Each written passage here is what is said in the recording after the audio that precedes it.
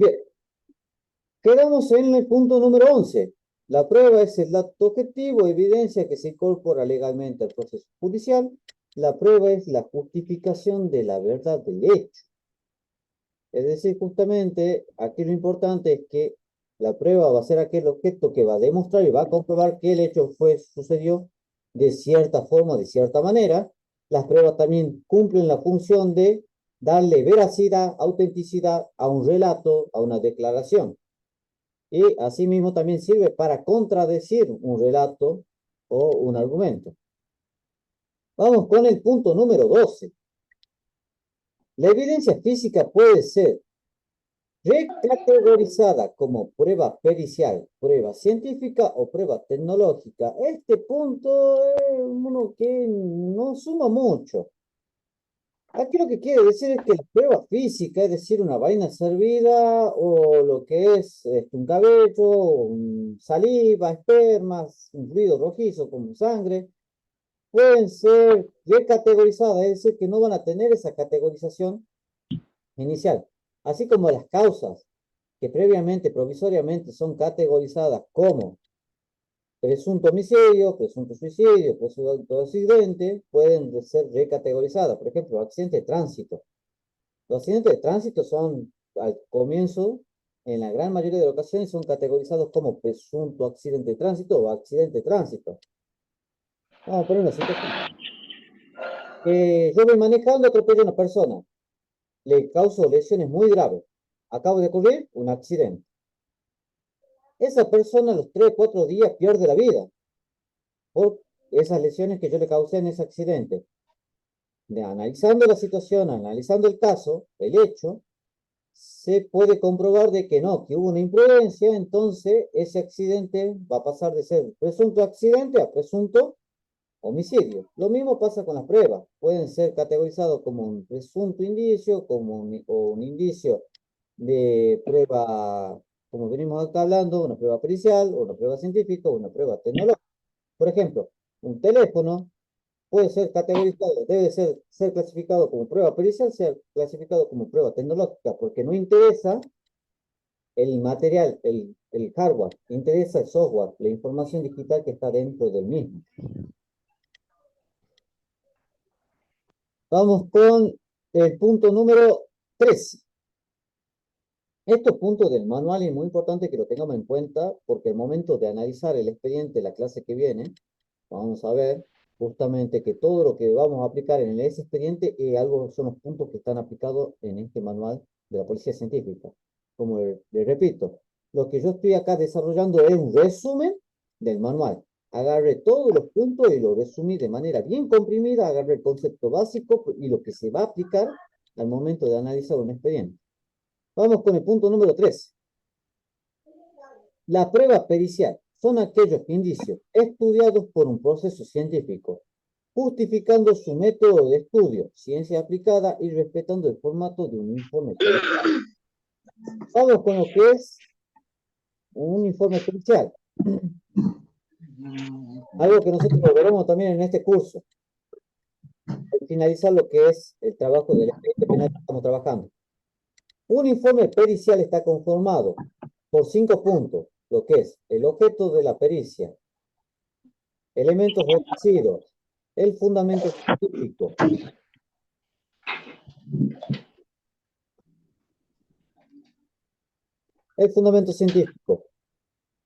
operaciones realizadas y la conclusión. Si eso estaba por decir, silencien los micrófonos, por favor, para que así no se... Ah, ya lo silencié. Al momento que quieran participar, prenden los micrófonos y ahí así cosa que no estén interrupción. Bueno, entonces, la prueba pericial. A ver, ahora se tendría que escuchar bien ya que silencié. La prueba pericial son aquellos indicios estudiados por un proceso científico, justificando su método de estudio, ciencias aplicadas y respetando el formato de un informe pericial. Un informe pericial está conformado por 5 puntos. Aquí ya lo voy a poner. ¿Cuáles son los 5 puntos por los que está conformado un informe pericial?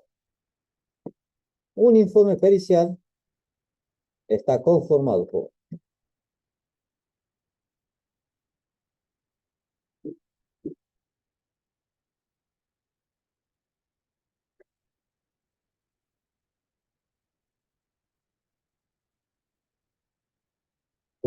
1.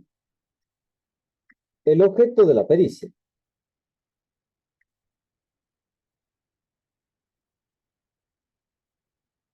2.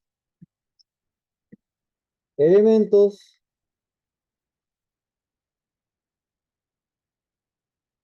ofrecidos. 3. Fundamento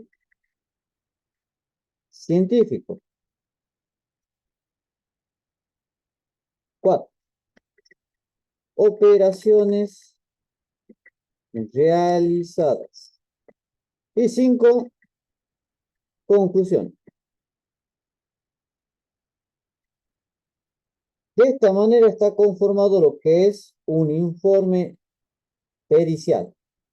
Este punto, este informe, nosotros lo vamos a estudiar, lo vamos a desarrollar una vez que terminemos de ver el expediente penal, cómo está conformado un expediente penal y cómo se estudia un expediente penal.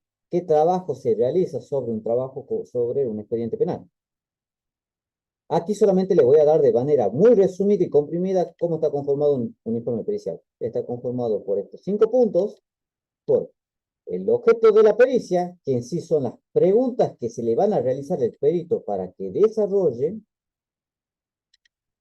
los elementos ofrecidos, que son las cantidades de materiales que le ofrecieron al perito para que desarrolle esas preguntas, que por lo general suele ser lo que es el expediente penal, la carpeta técnica. Es lo que nosotros vimos en la clase anterior. Eso le dan básicamente un perito para que desarrolle un informe pericial. Con eso basta y sobra. Pero también se puede. Profe, ¿qué era el objeto de la pericia?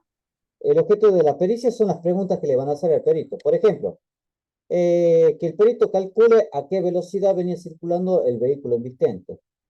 Que diga el perito si tal vaina servida pertenece a cierta arma. Si la firma que se encontró en cierto documento pertenece al puño y letra de cierta persona. Es decir, son interrogantes las preguntas que van a surgir. Por ejemplo, estas preguntas suelen manifestarse cuando surge un caso que presenta muchas dudas, es decir, se encuentran diferentes tipos de manchas de sangre. Yo no soy fiscal, no soy un criminólogo, no sé estudiar las manchas de sangre, y por lo tanto, ¿qué es lo que digo? Llamo a un perito que tenga una formación justamente en lo que es análisis de fluidos sanguíneos para que así me pueda armar una reconstrucción del hecho. No se preocupen porque esto lo vamos a ver. El objeto de la pericia es lo que yo quiero que se acuerden que son las preguntas. Son una serie de preguntas que se le van a dar al perito. El segundo punto es elemento ofrecido, el material que le van a dar para trabajar al perito. ¿Cuál sería básicamente el elemento ofrecido? El expediente penal. Lo que estuvimos viendo la clase anterior, eso es lo que le van a ofrecer al perito para que responda esas preguntas.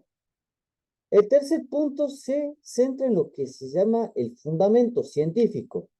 El fundamento científico en este punto lo que se necesita hacer es dar a entender y justificar todas las ciencias que yo voy a aplicar para responder los interrogantes. Si a mí me preguntan sobre los cálculos de velocidad de un vehículo, tengo que hablar de física y de accidentología vial. Si me piden que analice un arma de fuego, ¿qué ciencia tengo que aplicar? La balística. Si tengo que hablar sobre la falsificación de una firma o la falsificación de algún documento, tengo que hablar de documentología. Si me piden que analice y estudie una huella dactilar, tengo que hablar de datiloscopía.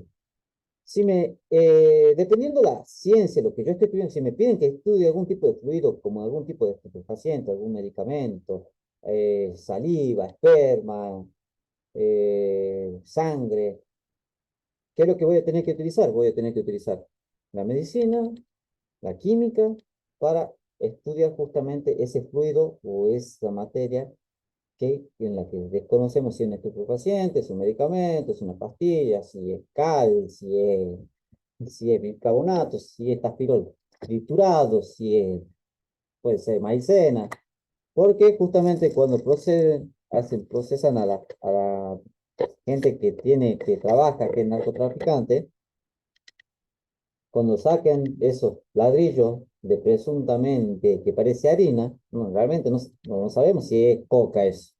Entonces tiene que ser analizado científicamente por medio de reactivos para comprobar efectivamente si eso se trata de coca, se trata de harina, se trata de cal, se trata de cualquier otro tipo de elemento.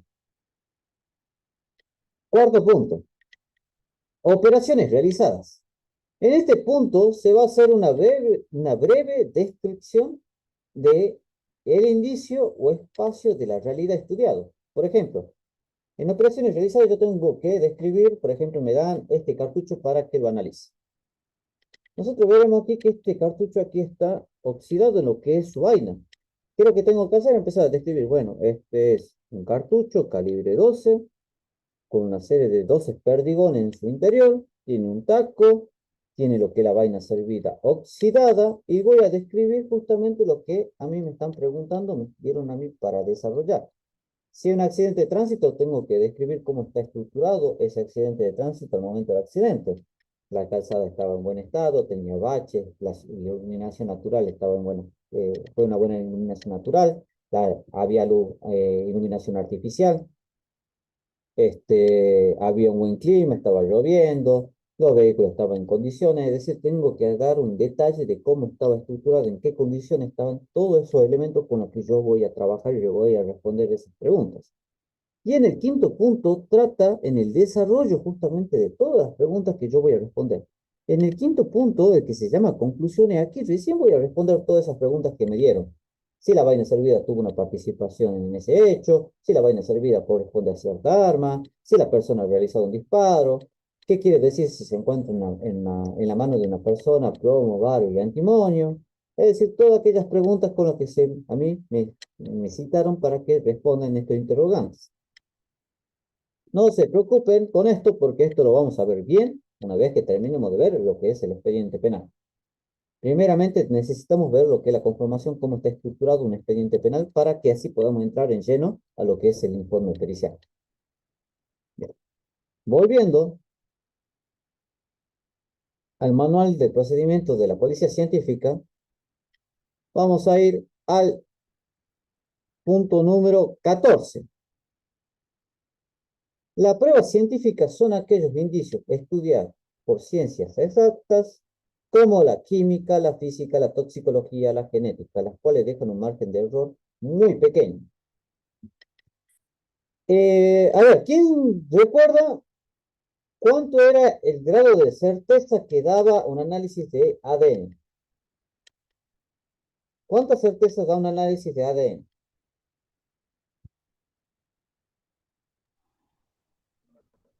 99,9.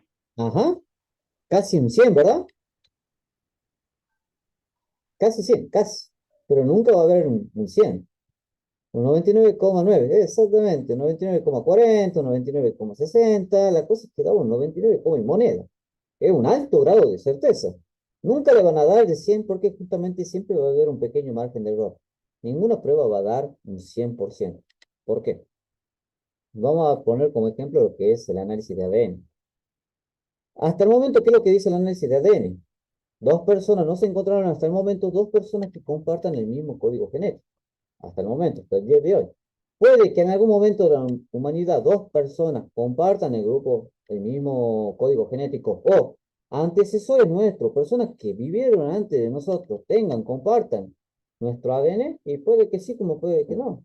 Es decir, no podemos dar una certeza de que nadie anteriormente a nosotros haya tenido nuestra misma configuración genética. Entonces nunca van a poder dar esa certeza, pero que eso sea probable es muy, muy, muy pequeño. Entonces, al ser tan baja la probabilidad que otra persona comparta mi código genético, casi nulo esa probabilidad, da un pequeño margen de error, muy, muy pequeño. Por eso es que nombra aquí muy importantemente lo que es la genética, lo que es las pruebas químicas, la física, la toxicológica, la genética dejan margen de error muy, muy pequeño. A eso se refiere. Por eso es que prácticamente las pruebas de ADN son irrefutables, son muy consideradas en todos los juicios. Vamos al punto número 15. La prueba tecnológica son aquellos indicios digitalizados cuya base de datos se encuentra en algún instrumento como computadoras, celulares. Este punto lo quiero dejar cuando lo veamos el expediente penal. En el expediente penal que estuvimos trabajando en la clase anterior, hay una parte en donde se peritaron los teléfonos, pero los teléfonos no son peritados completamente, no se absorbe toda la información, solamente se absorbe la información con la que tenga una relación con el hecho. Y eso va a depender, va a estar muy a criterio de la persona que está realizando el peritaje. Por ejemplo, si yo soy el perito informático y estoy peritando ese teléfono y veo que hay conversación que para mí no es relevante, no la agrego al expediente, porque yo considero que no es relevante para la causa. Entonces, al no agregarle, y quizás esa información es fundamental, se pierde toda esa información digital. Yo les voy a mostrar porque hay diferentes modos de peritar teléfonos para conseguir esos mensajes, audios. Por lo general, cuando se hace un peritaje de los teléfonos, se lo hace solamente por los mensajes de texto. No se suelen cargar en el peritaje, no se suelen ver imágenes, ni audio, ni llamadas. Entonces hay que tener mucho cuidado con respecto a eso, porque cuando se hacen cuando se peritan los teléfonos, no se perita todo, solamente se perita una parte de esto. Esto ya en la siguiente clase presencial, esto lo vamos a ver. Vamos con el punto número 16. Metodología de investigación recomendada. Y aquí voy a hacer una pequeña pausa. Metodología de investigación recomendada. No quiere decir que se la tiene que aplicar sí o sí esto, sino la que recomienda el manual. ¿Qué es lo que dice? Metodología de investigación recomendada en el lugar del hecho. Primero, la protección. Primero, proteger. Cuando llega el personal interventor, la persona que puede proteger, la persona que está en condiciones de poder proteger una vaina servida, una pisada, una mancha, un vaso que está localizado en algún lugar, es justamente el personal interventor. ¿Cómo llega el personal interventor? ¿Cómo llega la policía al presunto lugar del hecho? Por un llamado de 911. La operadora me dice, sí, hubo un presunto homicidio, hubo un presunto accidente, se tiene que llegarse al lugar, y la policía creo que tiene que hacer, primeramente, corroborar de que en el lugar del hecho, justamente, hubo un homicidio, hubo un accidente, tiene que corroborar, justamente para ver. ¿Por qué?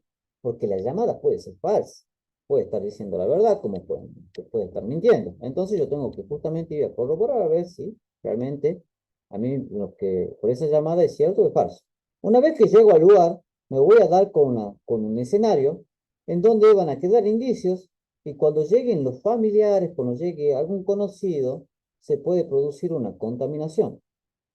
Entonces, el trabajo de la policía cuando llega al lugar es conservar el mismo, conservar justamente ese escenario. ¿Qué sucede si yo no conservo ese escenario?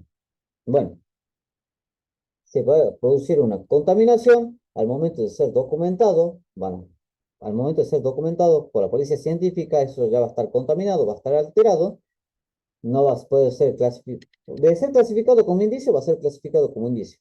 Pero es muy difícil que se convierta en evidencia física, y si no se convierte en evidencia física, menos se va a convertir en prueba. Entonces son puntos que hay que tener en cuenta que la policía, el personal interventor, la persona, fuerza estatal que llega al lugar, tiene que tratar de conservar el escenario para que no haya una contaminación y así, cuando llegue la policía científica, pueda documentar aquellos indicios. El segundo punto trata sobre lo que es la observación. ¿Qué es lo que tiene que hacer la policía cuando llega al lugar? Observar el lugar, ver si hay movimientos raros, si hay ruido, tratar de conseguir información testimonial, tratar de ver, digamos, tratar de tener una interpretación de cómo sucedió el hecho. En base a esa observación se tiene que comunicar a lo que es el Ministerio Público Fiscal para que se haga presente ante esta situación y de esa manera poder empezar lo que es el proceso de investigación y a su vez el Ministerio Público Fiscal llamará a lo que es la policía científica. La policía Obviamente científica, no podían dar cosas en clase. Pasando a la otra pieza. la, Acá también poli- empieza. la policía científica llega por un llamado de el Ministerio Público Fiscal. Algo que ya también lo vamos a ver y lo vamos a aclarar. Todo esto, lo que nosotros estamos viendo aquí, estará íntimamente relacionado con el expediente que estamos trabajando. Entonces, lo que es el Ministerio Público Fiscal llamará a la Policía Científica para que pueda documentar y recolectar todos esos indicios que fueron plasmados en el presunto lugar del hecho. El siguiente punto, ya cuando llega lo que es la Policía Científica, es la fijación. La fijación se refiere a, esto lo puede ser tanto la Policía Científica como lo puede ser el personal interventor, la policía, la motorizada, el patrullero que llega. Ustedes vieron que cuando hay una vaina servida en una calle, no la levantan, sino que la remarcan con una tiza. Se llama fijación, es decir, lo están remarcando y lo están custodiando. ¿Para qué? Para que alguien no la patee, para que no vuele. Entonces nosotros no lo podemos levantar como policía, no podemos levantar un indicio. Justamente ¿por qué? Porque el trabajo de ese personal que se tiene que encargar de levantar un indicio es justamente por la misma policía científica. Luego está lo que es la inspección detallada. La inspección detallada, eso es un trabajo ya de lo que es la policía científica, es analizar los indicios en base a los indicios recolectados para tratar de buscar lo que es una relación entre ellos y tratar de deducir si el hecho se trata de un presunto homicidio, de un presunto suicidio o de un presunto accidente. Entonces, la inspección detallada es analizar provisoriamente, tener un análisis provisorio del hecho y en base a ese análisis sacar una conclusión. De esa manera se va a informar al Ministerio Público Fiscal que estamos ante la presencia de un presunto homicidio, de un presunto suicidio o de un presunto accidente. Recolección de indicios. Bueno, este es un punto que nosotros esto lo venimos trabajando desde prácticamente el día 1. Al momento de recolectar un indicio, ¿cómo se lo hace? Tomando todas las prevenciones posibles, pero antes de levantar un indicio, ¿qué se le hace a todo indicio? Antes de levantar un indicio, ¿qué le hacen de ustedes? fotografía, Exactamente. Entonces, voy, lo fijo, lo marco, pero antes de sacarle la foto, ¿qué le hago a ese indicio? Foto y medición, exactamente. Pero yo la foto le saco así nomás o la foto va acompañada de algo que yo le pongo ahí.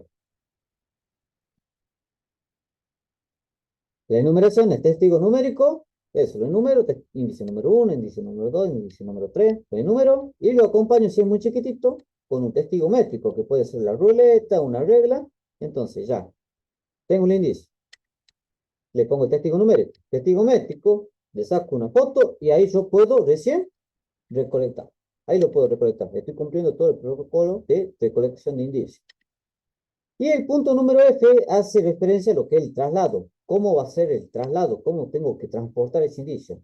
Dependiendo de la naturaleza del indicio, sea si es un objeto corto punzante, si es una vaina servida, si es un cabello, si es un fluido, van a ser recolectados de cierta manera y van a ser transportados de cierta forma. Es decir, va a tener un embalaje particular para la naturaleza de estos indicios. Si son cuchillos o objetos o presuntas armas de fuego, se lo transportan lo que son en cajas. A los cabellos se lo guardan lo que son bolsas de papel. Todo tipo de fibra se lo guarda en bolsa de papel. Las prendas, zapatillas, ropa, bufanda, se lo guardará en lo que son bolsas de termosellado, es decir, son esas bolsas de plástico que se lo sellan a presión. Si tengo que recolectar algún tipo de fluido, lo tengo que hacer por medio de hisopos, un material solvente que pueda recolectar, de esa manera ponerlo en un tubo de ensayo con todo el cuidado y la prevención posible, y de esa manera poder ser analizado en el laboratorio. Entonces, dependiendo de la naturaleza de este indicio, una práctica que ustedes tendrán a futuro, hay un cabello, bien, lo van a documentar, lo van a recolectar de esta manera. Hay un fluido rojizo, hay sangre, lo van a recolectar por medio de este instrumento.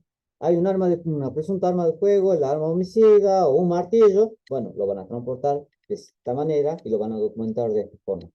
Todo esto, lo que nosotros estamos viendo, lo que es el manual de procedimiento de la policía científica, nosotros lo trataremos de aplicar en las prácticas, lo trataremos, digamos, todo lo que es teórico, lo veremos en lo que es en las prácticas.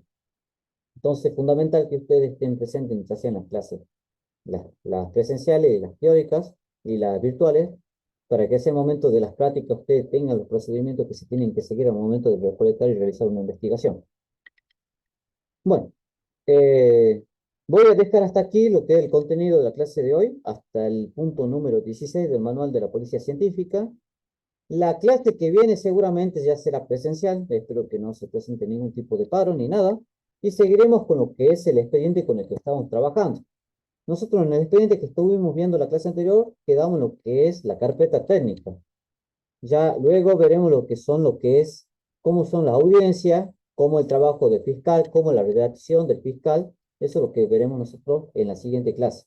Es decir, cómo es la declaración de la presunta persona involucrada en el caso y cómo detalla y cómo da su informe un fiscal ante un juez. Bien, vamos a dejar hasta aquí. Voy a dejar este tiempo para responder dudas, preguntas, consultas.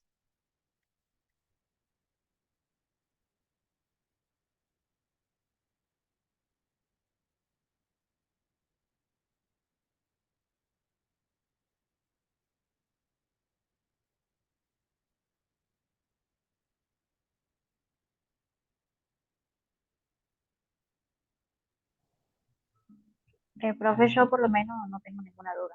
Bien. La siguiente clase, no, vamos a verlo, seguiremos con lo que es el expediente, la que sigue es práctica. Todavía estamos en el desarrollo de la parte teórica de este diplomado de complemento, entonces todavía no tenemos una teoría para aplicarla en la práctica, pero ya de esta clase que sigue a la otra ya van a tener práctica.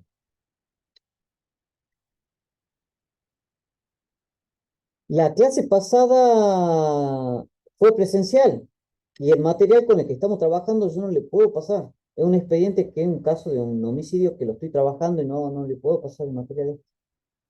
Imposible, no lo puedo hacer que se difunde.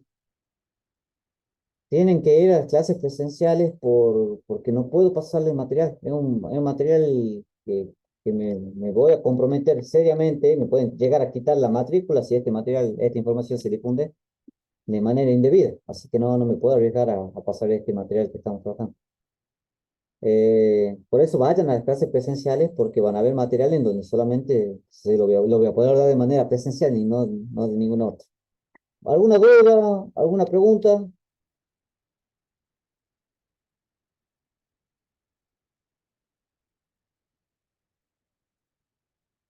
Bueno, entonces dejamos hasta aquí. Las clases quedarán grabadas. Tipo 5 o 6 de la tarde ya estará en la plataforma para que la vean las veces que ustedes gusten. Si ustedes tienen alguna duda, alguna consulta sobre esto, surge una nueva duda al momento de ver esta clase, los primeros minutitos de la siguiente clase presencial lo estaremos viendo, lo estaremos analizando. Bien, entonces estaremos dejando hasta aquí y nos estaremos viendo en la siguiente clase de manera presencial y vamos a seguir estudiando lo que es el expediente. Bueno, dejamos hasta aquí y espero que tengan una linda tarde. Hasta la próxima semana.